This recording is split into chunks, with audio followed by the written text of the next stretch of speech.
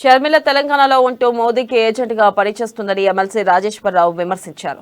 బీజేపీతో షర్మిల చీకటి ఒప్పందం చేసుకుందని ఆరోపించారు. టీఆర్ఎస్ ఎల్వీ కార్యాలయంలో ఆయన మీడియాతో మాట్లాడారు. ఇక కేసీఆర్ ను తిట్టడం ద్వారా షర్మిల తెలంగాణ ప్రజలను అవమానిస్తున్నారని మండిపడ్డారు.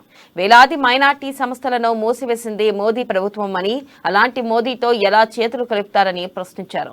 వైఎస్ఆర్ బిడ్డ అని చెప్పుకునే అర్హత తనకు లేదన్నారు. కేసీఆర్ ను విమర్శించే హక్కు షర్మిలకు లేదని చెప్పుకొచ్చారు. డ్రామా చేస్తుంది పొలిటికల్ గా. అదే మీరు ఒక చూడండి, ఎప్పుడన్నా మన దగ్గర ఇన్సిడెంట్ జరిగితే, నా దగ్గర ఏమన్నా ఇన్సిడెంట్ కానీ ఇంకెవరికైనా ఇన్సిడెంట్ అయితే ఫస్ట్ ఎక్కడికి వెళ్తారండి? పోలీస్ స్టేషన్ కదా, కన్సర్న్ పోలీస్ స్టేషన్. అంటే ఇవన్నీ నువ్వు ముందే ఆలోచించుకొని ఇట్లా చేస్తా, ఇలా లొల్లి పెడతా, ఇది పెడతా, నేను హైదరాబాద్ పోతాను నువ్వు ముందు ఆలోచించినట్ట? నో, అదే ఎప్పుడు జరగలేదు. Telangana being a peaceful and prosperous state, and Sharmila coming here for her own benefit, I could say, not for the benefit of Telangana people, to show that she is for the people of Telangana.